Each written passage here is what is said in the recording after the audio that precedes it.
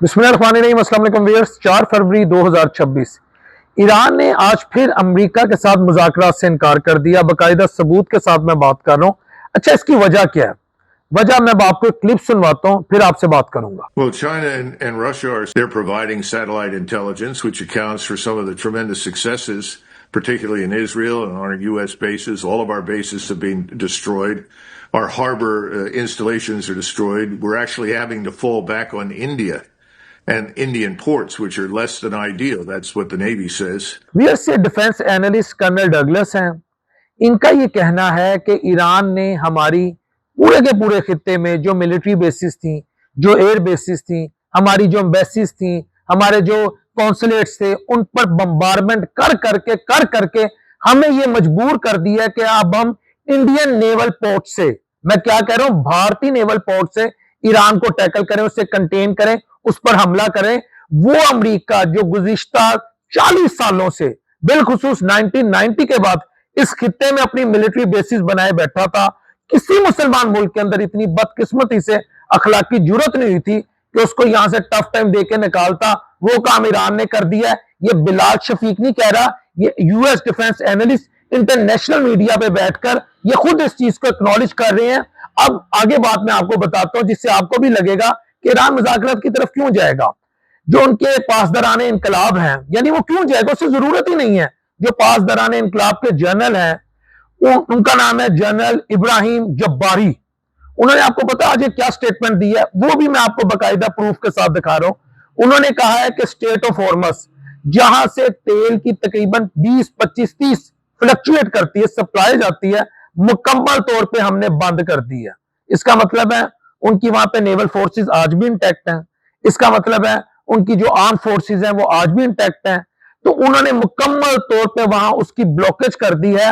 और इब्राहिम जब्बारी जो जनरल है पासदाराने इनकलाब के, उन्होंने कहा है कि आज जो है तेल $80 फी बैरल है, यानी $80 पर बैरल। ये $200 पर बैरल पर जाएगा, $200 पर बैरल। और कतर ने तो अपनी जो एलएनजी है, जिस पे यूरोप डिपेंड करता है, और यूरोप और अमेरिका की जो ट्रेड है वो अरबों डॉलर में है, उसने उसकी सप्लाई हाफ कर दी है। कतर ने अपनी एलएनजी की सप्लाई हाफ कर दी है।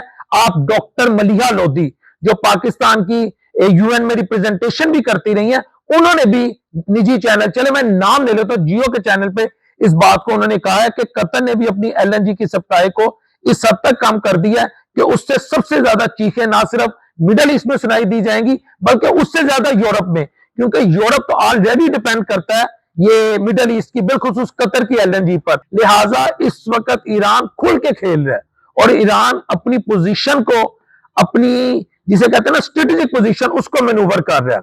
अच्छा, अभी बात यहां नहीं रुकती। बस ईरान ने अभी तक सिर्फ अमेरिका के मिलिट्री बेसिस पर हमले किए हैं, उनकी एयर बेसिस पर हमले किए हैं, उनके कॉन्सुलेट्स पे हमले किए हैं। गुज़िश्ता रात यूएई में अमेरिकन जो एम्बेसी थी उसको मुकम्मल तौर पर उड़ा दिया गया है।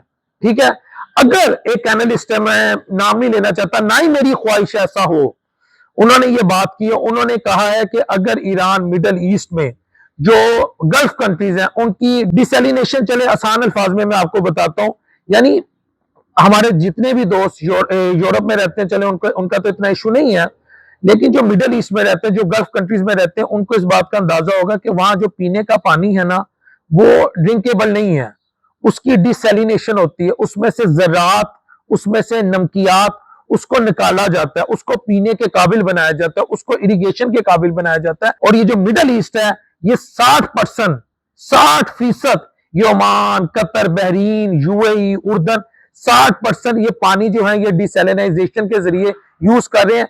अगर वो जहां पर इनके पानी के जखीरे हैं, अगर ईरान उधर हमला कर दे, अगर वहां मिसाइल दाग दे, क्योंकि सपोर्ट तो पीछे चाइना की आर्टिफिशियल इंटेलिजेंस या सैटेलाइट इंटेलिजेंस चाइना उसको प्रोवाइड करता है कि वहां अमेरिकन एम्बेसी है, वहां उनके जहाज हैं, वहां उनके इंटरसेप्टर्स हैं, तो वो कैसे निकलते हैं और मुतलका जगह को हिट करते हैं। गुज़िश्ता रात भी आपके इल्म में होगा कि इजराइल में खूब बम्बारमेंट हुई और ट्रोलिंग हो रही थी कि ये कोई एआई जनरेटेड वीडियो नहीं है, ये तल अवीब के हालात हैं।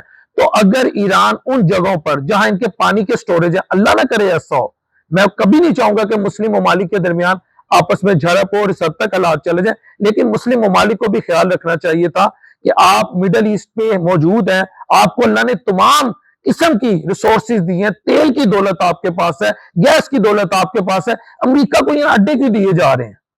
अमेरिका तो किसी का दोस्त नहीं है, वो तो अपना दोस्त नहीं है, तो अपनी एम्बेसी बंद करके भागा हुआ है। अब वो इंडियन नेवल पोर्ट के जरिए ईरान को काउंटर करने की कोशिश कर रहा है, और अल्हम्दुलिल्लाह अल्हम्दुलिल्लाह पाकिस्तान इसमें पार्टी नहीं बना, वरना ऐसे मीडिया पे खबरें निकलती हैं, ऐसे ऐसे। तो ये एक बहुत बड़ा फैक्टर है। और भी इसके साथ साथ मैं आपके सामने कुछ ऐसे हकाइक रखता हूं जिसे हमें समझने की जरूरत है कि देखें, कहते हैं कि जी ईरान इस जंग को 10 दिन 15 दिन 20 दिन लेकर चल सकता है। भाई नहीं, सब उसकी वजह क्या है? उसकी वजह यह है कि ईरान पे कब से सैंक्शंस लगी हुई हैं, अरसा दराज से। ईरान माचिस की डिबिया से लेकर दूध तक, जो भी वहां मेडिकल ट्रीटमेंट होते हैं, जो भी वहां उनकी फार्मेसी से जो भी मेडिसिन आपको मिलती है, वहां से लेकर वो पेंसिल तक, बैग से लेकर वहां जितना भी गंदम जो कुछ है खाने पीने की, जो उनकी अपनी, वो सारी उनकी अपनी डिपेंडेंस है, वो खुद ही उसको खुद कफील है उसमें। 95% ईरानियन इकोनॉमी जो है वो इंडिजिनियस, जिसे प्रोडक्शन से चल रही है। तो उनको मसले कोई नहीं है इस जंग को वो कई हफ्ते ले जाए, कई महीने ले जाए, बल्कि कहा जा रहा है कि ईरान इस जंग को 1 साल लेके जा सकता है। मैं आज आपको एक चाइनीज यूट्यूबर हैं, इंतहाई इंफ्लुएंशियल है, जैसे पाकिस्तान में बहुत सारे यूट्यूबर या सहाफी इंफ्लुएंशियल है, उनकी एक प्रेडिक्शन भी सुनाता हूं, आप ये सुने। United States will lose this war. वो ये कह रहे हैं कि इन्होंने बेसिकली व्यूअर्स 3 प्रेडिक्शन दी थी, मिस्टर जियांग इनका नाम है। कहा था नवंबर 2024 में प्रेसिडेंट ट्रंप जो है वो इलेक्शन जीतेंगे, वो प्रेडिक्शन कामयाब हो गई। फिर दूसरी प्रेडिक्शन इन्होंने दी कि प्रेसिडेंट ट्रंप ईरान पे हमला करेंगे, वो प्रेडिक्शन भी पूरी होती हमें नजर आ रही है। तीसरी प्रेडिक्शन जो मैंने आपके सामने रखी है कि ये जंग जो है ईरान जीतेगा, क्योंकि ईरान इस जंग को अरसा दराज लेके जा सकता है। और अमेरिकन कहते हैं कि ईरान डेली बेसिस पर, अभी तो ईरानियंस कह रहे हैं ना कि हमने अपनी फर्स्ट और सेकंड जो जनरेशन ऑफ मिसाइल है उसकी यूटिलाइजेशन करें। अभी हमारी जो लेटेस्ट मॉडर्न वेपनरी है in terms of ballistic missile, उसको तो हमने अभी यूज ही नहीं किया। तो मैं कहता हूं आपके सामने, हम अमेरिकन से जितने भी डिफेंस एनालिस्ट हैं, इंटरनेशनल डिफेंस एनालिस्ट हैं, उनका यह मानना है कि ईरान डेली बेसिस पर 100 के करीब बैलिस्टिक मिसाइल इंडिजिनियसली प्रोड्यूस कर सकता है, यानी बना सकता है। और एक बैलिस्टिक मिसाइल को रोकने के लिए आप अक्सर देख रहे होते हैं कि उस पर 11, 12, 15 इंटरसेप्टर आ रहे होते हैं, फिर भी वो अपना हदफ जो है उसको हिट करता है। इंटरसेप्टर से एयरक्राफ्ट इंटरसेप्टर या इंटरसेप्टर एयरक्राफ्ट जो मिसाइल, ये जो एयर डिफेंस सिस्टम है, ये जिसे कह सकते हैं करोड़ों अरबों डॉलर्स में इसकी कॉस्ट पड़ती है। एक बैलिस्टिक मिसाइल को रोकने के लिए अगर आप 11 एयरक्राफ्ट इंटरसेप्टर जो है वो, या इंटरसेप्टर एयरक्राफ्ट जो उसको यूटिलाइज करेंगे, तो इकोनॉमी तो ऑलरेडी अमेरिका की भी खत्म हो जाएगी। अमेरिका, यकीन करें, इनकी चीखें निकलेंगी। इन्होंने इस दफा गलत मुल्क से ना पंगा ले लिया है। मैं देखे जी बड़े कॉमन गो के, I am student of political science international relation, मेरा डॉक्टरेट इसमें है, मिडल ईस्टर्न पॉलिटिक्स में अल्हम्दुलिल्लाह मेरी एमफिल में बाकायदा रिसर्च है। लेकिन मैं आपको बता रहा हूं अमेरिका फंस गया। यहां जो आपको सूडो लिबरल मिलते हैं ना कि ईरान की बस हो जाएगी, ईरान का एक फलसफा है, अगर हम डूबे सनम तो तुम सबको ले डूबेंगे।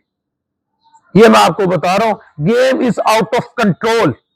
अस्सलाम वालेकुम रहमतुल्लाहि व बरकातहू।